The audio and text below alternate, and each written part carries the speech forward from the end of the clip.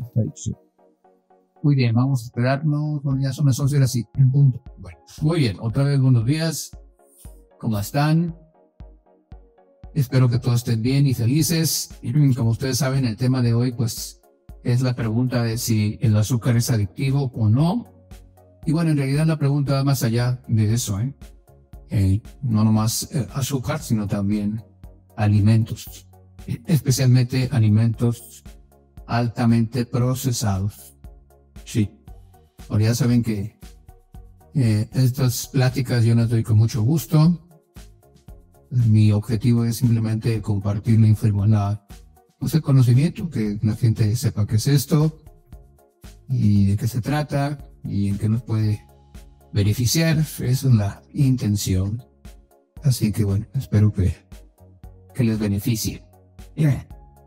Muy bien. Entonces, pues vamos a empezar. Bueno, ¿qué me decís? Hay muchos investigadores que dicen que el azúcar puede ser adictivo. Pero primero les voy a hablar de unas investigaciones que hizo una doctora de la Universidad de Michigan que se llama Virginia Tech. Y bueno, ella lo que hizo fue algo muy interesante. Ella tomó en cuenta los criterios que se tomaron en cuenta en 1988. Imagínense ya cuántos años han pasado. Han pasado como que dice 40 años o más de 40 años. Porque ya saben que ustedes más o menos en ese año fue cuando se demostró y se declaró que el tabaco es adictivo. Y entonces ella lo que hizo fue pues basarse en estos criterios que se pusieron para el tabaco. Y entonces ella descubrió o encontró que los alimentos altamente procesados pueden ser adictivos. Y bueno, esa es la razón por la cual es tan importante esto. Dice, según ellos, los alimentos altamente procesados son tan adictivos como el alcohol. Y bueno, esto fue publicado en una revista que se llama Adicción, en la revista de noviembre del año pasado, y donde se dice por qué los alimentos, así como los cigarros, son sustancias adictivas, los alimentos altamente procesados, claro. Y bueno, les voy a decir cuáles son esos criterios. El número 1, porque estos alimentos altamente procesados disparan el uso compulsivo, donde las personas no pueden dejar o inclusive disminuir el consumo de estos alimentos. No importa que las personas tengan una enfermedad que amenace su vida. O sea, no importa que ellos digan, no, es que usted es diabético, si come eso, a lo mejor hasta le tienen que amputar el pie. Pues de todas maneras no pueden dejarlo. Así es como describen ellos que es tan adictivo los alimentos altamente procesados. Ahorita van a ver por qué hablo de ellos. Y voy a decir, oye, pues si la plática se llama azúcar adictivo y no está hablando de los alimentos altamente procesados. Pero ahorita van a ver la relación, Bueno, el segundo criterio es que estos investigadores descubrieron que los alimentos altamente procesados pueden cambiar la forma que sentimos y puede causar cambios en el cerebro que son de magnitud similar a lo que hacen los productos del tabaco que contienen nicotina.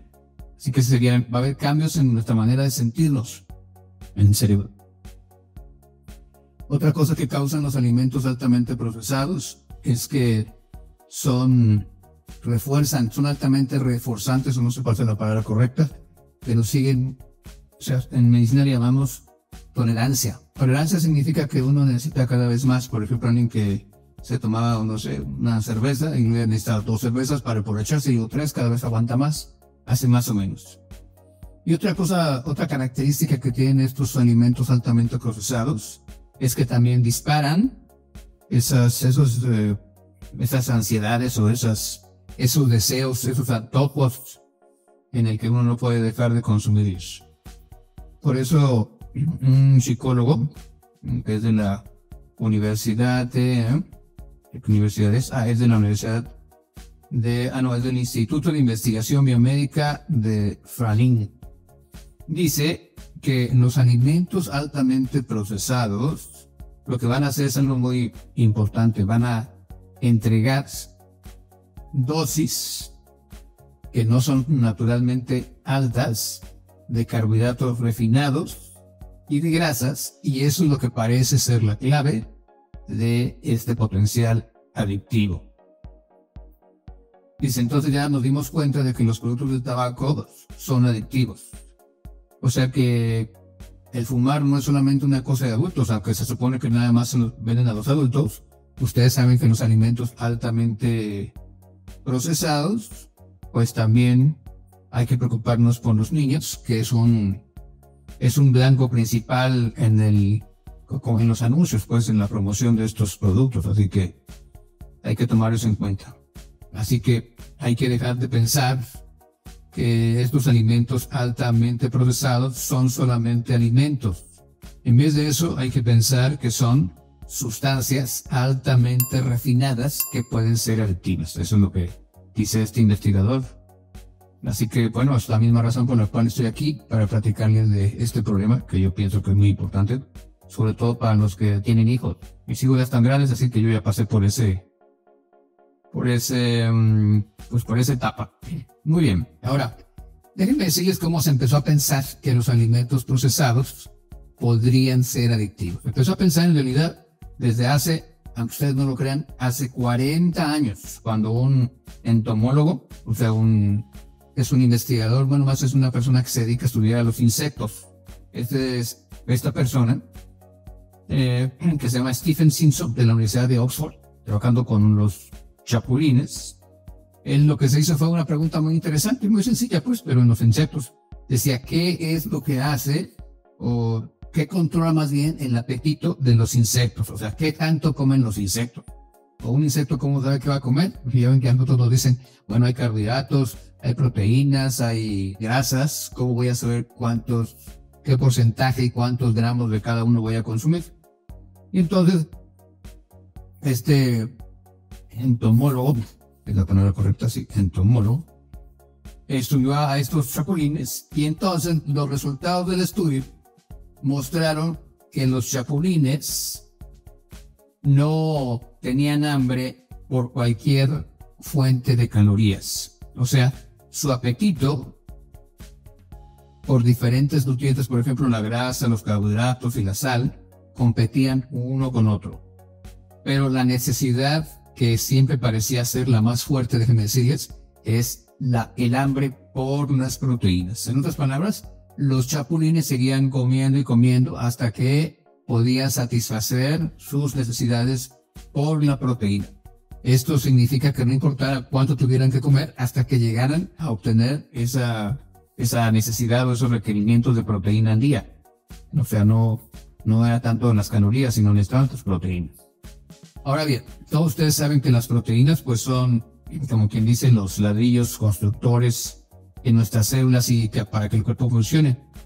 Pero al mismo tiempo es muy importante recordar que las proteínas no se pueden almacenar. Como puede ser con las grasas y los carbohidratos. Entonces por eso, de esta manera se descubrió que somos dependientes más de ese suministro estable de proteínas a través de la comida. Y entonces un estudio que se hizo en el año 2005, imagínense, el doctor junto con otro colaborador que se llamaba David Rauwenheimer,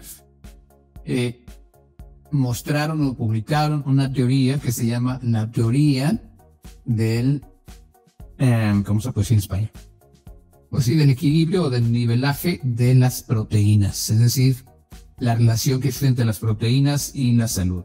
Y entonces esta hipótesis no solamente dice que un número de especies, incluyendo los humanos, controlan su ingesta de alimento de acuerdo a la proporción de proteína.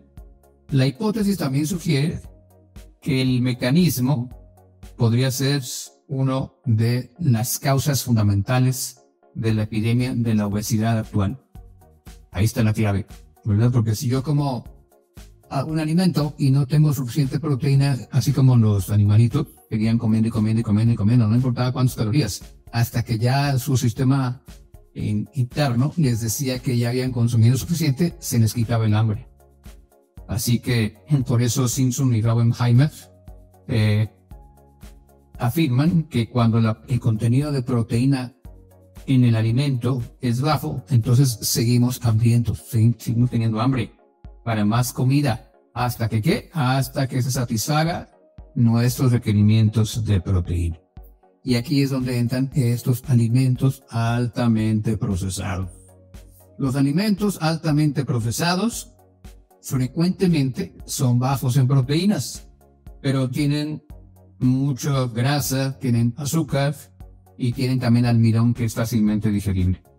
También hay varios aditivos, hay varios mejoradores del sabor y bueno, muchas cosas. Y entonces eso es lo que hace que la gente quiera seguir comiendo más y más y más. Y hay muchos otros estudios que se han hecho. Hay uno, por ejemplo, que se hizo en el año 2020 que demostró que la proporción de proteína en la dieta era alrededor de 16%, no solamente en ciertas poblaciones como en Estados Unidos, sino también en otros países. Y lo mismo no se aplicó a las grasas y a los carbohidratos. Esto sugiere que nuestros cuerpos en realidad tienen un sistema regulador para las proteínas en las dietas. Así que los resultados mostraron que cuando a la gente se le dan alimentos con solamente el 10% de proteínas, comían mucho más que cuando se les daba dietas que contenían hasta entre el 15 y el 25% de proteínas. Bueno. Y otros estudios se han hecho, pero bueno, no les voy a decir tantos estudios porque si no se van a enfadar. Aquí lo más importante es que se demostró eso, que si uno consume alimentos altamente procesados, si no tiene uno las proteínas o los requerimientos de proteínas al día, va a comer uno más. Incluso hay un estudio que se hizo en el 2019, los investigadores encontraron que cuando a esas personas, a esos individuos se les dio una dieta con alimentos altamente procesados, comían hasta 500 calorías más al día. Pues imagínate, pues no. Por eso es tan importante que nos demos cuenta de esta importancia que tiene el consumo de alimentos altamente procesados. Así que, ya saben, hay que tratar. Claro, yo les voy a decir cuál es lo que les recomiendo. Bueno, lo primero, ya lo saben, no tengo que decirlo. Lo primero que les recomiendo, y no nomás yo, todos los investigadores, lo que les recomiendo es tratar de evitar los alimentos altamente procesados. Yo ya les he dicho en muchas pláticas que, pues, yo me siento al menos privilegiado por vivir en este país en relación a los alimentos. Porque ya saben ustedes que en México tenemos ese privilegio, yo le llamo privilegio, porque podemos ir al mercado todos los días. Vamos a escoger las frutas frescas, ya sean las mangos o las guayabas o las papayas o lo que queramos, y ahí está fresca. Todos los días tienen no sé cuántas toneladas de comida al día. Y tenemos ese privilegio, aprovechenlo. Yo les aconsejo, bueno, pues si es la palabra correcta, les aconsejo que aprovechen este privilegio de poder consumir alimentos frescos todos los días. Muy bien. Bueno, ahora, en otro estudio que se hizo, que es muy independiente del que ya les dije, que salió publicado en la revista El Metabolismo Celular, se explica cómo los alimentos chatarras van a recablear, por decirlo de una manera, a nuestro cerebro para que pida más y más de los mismos alimentos no sanos. Muy bien, y la razón es muy sencilla. La razón es que estos alimentos van a estimular la producción y liberación de dopamina. Ese estudio lo hicieron investigadores del Instituto Max Planck de Investigación del Metabolismo en Colonia, allá de Alemania, y también investigadores de la Universidad de Yale en los Estados Unidos. Y bueno, ellos dicen que aún cantidades pequeñas de estos alimentos, o sea, los alimentos chatarra, pueden producir ellos le llaman una enseñanza problema al cerebro inconscientemente para que prefiera alimentos no sanos sobre los alimentos sanos, como las verduras, por ejemplo. Dice que alimentos como los chips, las galletas, los pasteles, estimulan a la parte del cerebro, al centro en reward, al centro de satisfacción, por decirlo de una manera, del cerebro, y al centro de motivación, liberando este neurotransmisor que les acabo de decir, que es la dopamina. Entonces, pues se ha visto que, lógicamente, si yo libero si yo libero dopamina, pues me voy a sentir muy bien, ¿verdad? E inconscientemente eso me va a hacer que yo prefiera no sé, voy a preferir un refresco que una manzana. Pues no, ni para comer esa manzana se abrirá. Así que eso es muy importante, sobre todo pues en los niños. Si quiere uno como anda, a lo mejor es ching por mi voluntad, pero ya vimos que es tan adictivo que a veces ni siquiera la voluntad es suficiente. O sea, la gente en verdad no puede porque es tan fuerte como el tabaco y la gente dice, es que no puedo dejar de fumar, no puedo, aunque yo quiera, no puedo dejar de fumar. Digo, yo no lo sé pues porque nunca he fumado, gracias a Dios. Pero mi papá fumaba y nunca pudo dejar de fumar. Al menos él me decía que no podía dejar de fumar. Y que bueno, tal vez, yo creo que sí es verdad que no pueden hacer. Bueno, entonces ya saben ustedes que la dopamina, pues es como quien dice nuestro sistema de recompensa, que nos hace sentirnos feliz. Y lógicamente que hay varias formas de subir la dopamina, que vamos a ver ahorita, porque todo eso tiene que ver con la manera en que vamos a tratar de contraponernos o de evitar o de, ¿cómo se dirá la palabra? Lo que pasa es que al final de cuentas todo esto ¿qué va a hacer? Todo esto nos va a llevar a que lógicamente si yo consumo esos alimentos pues voy a subir de peso. Ya, hay muchas cosas más que nos pasan por el azúcar. Por el azúcar, por ejemplo, se nos pican las muelas, por el azúcar subimos de peso, si subimos de peso nos podemos hacer diabéticos, por el azúcar bajan las defensas, por el azúcar pasan muchas cosas, pero bueno, yo les voy a platicar algunas de estas cosas que pasan por el azúcar, por qué es tan mal el azúcar, y ya después, lógicamente, el objetivo de la plática es ver qué cosas podemos hacer. No nomás se trata de hablar de cosas negativas, se trata de buscar la solución. Ese es el objetivo de estas pláticas. Bueno. Entonces, déjenme decirles, vamos a hablar del azúcar. Cuando yo tenía 16 o 17 años, que entré a la escuela de medicina, me acuerdo muy bien y me compré un libro que se llamaba Sugar Pure, White and Deadly. Y todavía existe el libro, ahí lo pueden buscar en Amazon. Se llamaba Azúcar Pura, Blanca y Mortal. Y lo leí y me quedé impresionado. Y desde entonces, que eso fue hace como 50 años, nunca jamás en mi vida volví a comer azúcar, o sea, azúcar refinado. Claro, sí como frutas que tienen azúcar y cuando se me antoja, pues ahí le echo mielecita, pero que sea orgánica y que sea cruda, que no esté calentada. Y de vez en cuando en la fruta del monje, pero bueno, trato de evitarlo. Bien, bueno, entonces les voy a explicar por qué ese libro decía eso, por qué se llamaba así, Azúcar Pura, Blanca y Mortal. Bueno, primero, porque el azúcar tiene un poderoso efecto oxidante sobre el endotelio. ¿El endotelio qué es? Bueno, ya saben que las venas y las arterias pues son unos tubos. Bueno, el endotelio es la parte más interna de esos vasos sanguíneos. Es como la piel de adentro del vaso sanguíneo. Bueno, pues el azúcar oxida. Es un oxidante muy potente de ese endotelio. Por eso puede producir arteriosclerosis. Acuérdense que ya hemos dicho en muchas otras pláticas que los agentes oxidantes pues son los que producen el estrés oxidativo. Esa es la palabra correcta, no son oxidativos, son oxidantes pues. Y por eso está tan de moda en todo el mundo los antioxidantes, ¿verdad? Que es lo contrario de los radicales libres. Bien.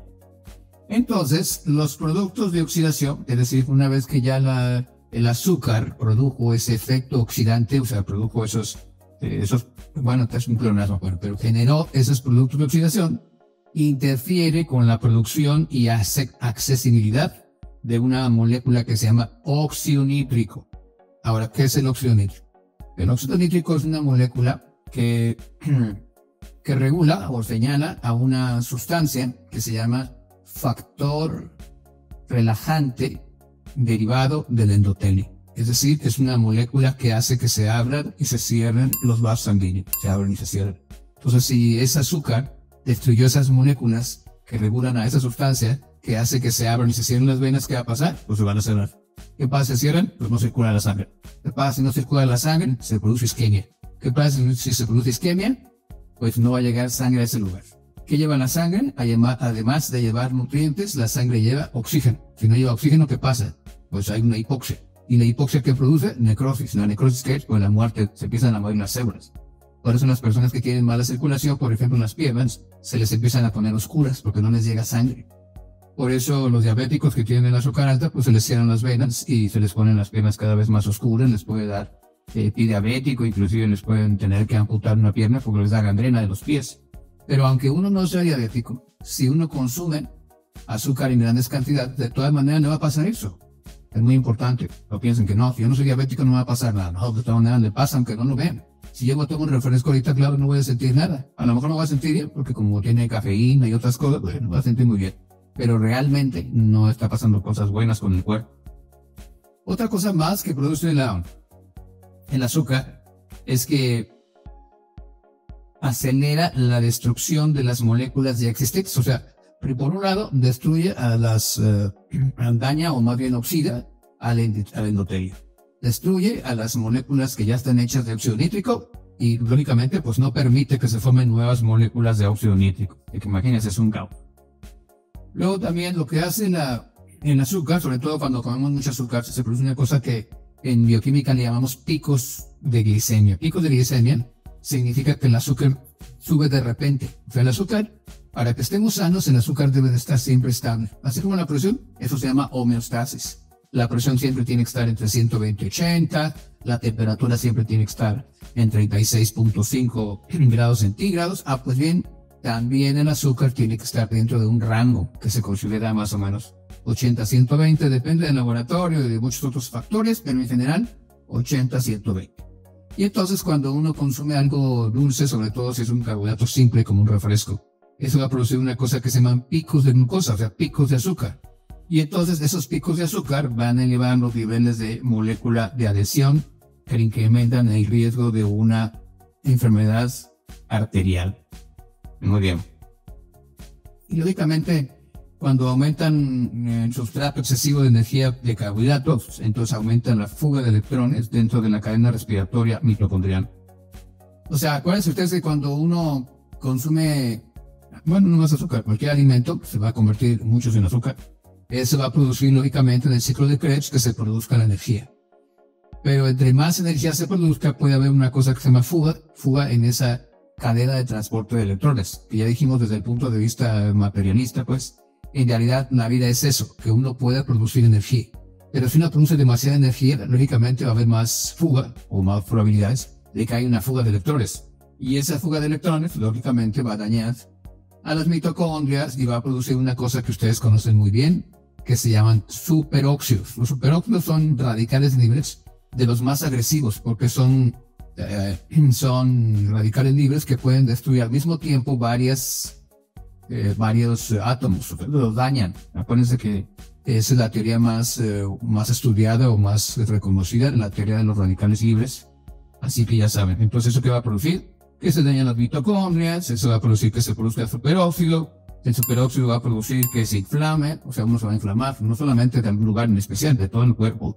Ya dijimos, va a producir un daño endotelial, una inflamación endotelial, y va a producir hipercoagulabilidad. Está muy larga esa palabra, pero eso significa que la sangre se hace más coagulable, o sea, es más fácil que se coagule y se produzca un coágulo, un trombo.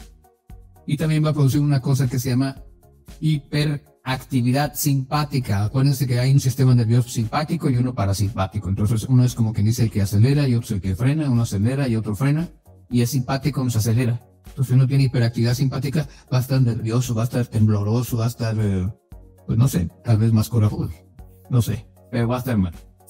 Y bueno, hay que platicarles un experimento que se hizo muy sencillito. Se tomaron, más bien a personas ni siquiera estaban enfermas, personas sanas, se les dio un vasito de agua.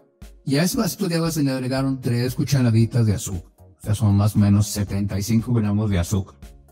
Pues bien, eso hizo, bueno, ya que se le dio a los pacientes, a las personas, porque no eran pacientes, ya que se le dio eso a las personas, se les midieron los superóxidos, o sea, los radicales libres.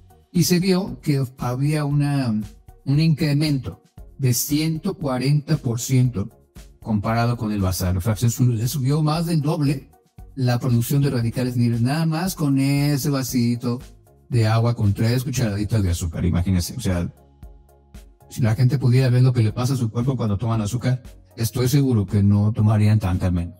Bueno, entonces, ¿qué pasó? Bueno, que la ingesta de azúcar desarrolla un estado inflamatorio. O sea, si comemos azúcar, nos va a producir inflamación intracelular. Va a haber un factor que se llama factor nuclear kappa beta, aumenta la expresión de un gen que se llama IKK, activa los receptores nucleares, incluyendo el PAR, que se llama PPAR. Además, se ha visto que aumenta la expresión de unas enzimas que se llaman metaloproteasas, una cosa que se llama factor tisular y otra cosa que se llama PAI-1.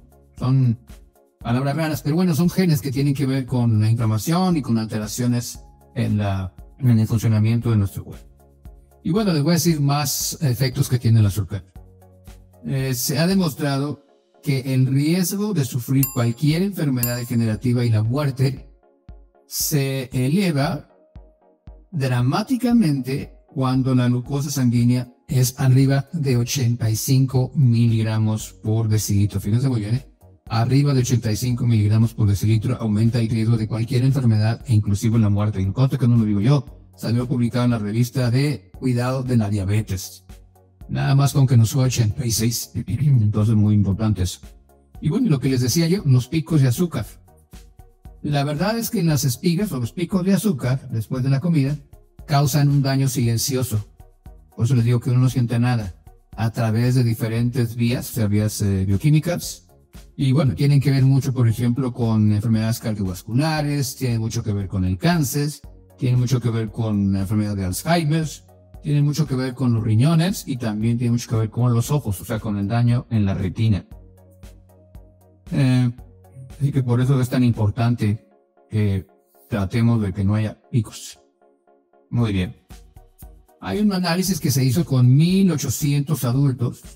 Reveló que la tasa de enfermedad arterial coronaria durante 10 años en pacientes que se consideraban diabéticos fueron casi idénticas a aquellas en las personas con una diabetes bien desarrollada. O sea, que fue casi igual. Simplemente si las personas, aunque no fueran diabéticas, pero consumían azúcar, se vio que era casi igual que los que sí eran diabéticos. Por eso es tan importante. Bueno. Otro estudio que se hizo es un análisis con 33.239 hombres. Encontró que el rango de azúcar normal estuvo independientemente asociada con un incremento del 38% en las muertes por cáncer del tracto digestivo. O sea, aunque tuvieran el azúcar normal, que ya dije, 80 a 120, no se pasaba de 120, de todas maneras los que lo tenían más cerca de lo más alto tenían 38% más, o sea, hubo más muertes por cáncer del intestino que los que no. Muy bien, bueno, cada día hay más evidencia que sugiere que las espigas o los picos de glucosa después de comer, o sea, postprandial, causan tanto daño en el azúcar, que digo, tanto daño como el azúcar, digo, tanto daño como el azúcar, digo, tanto daño como el azúcar.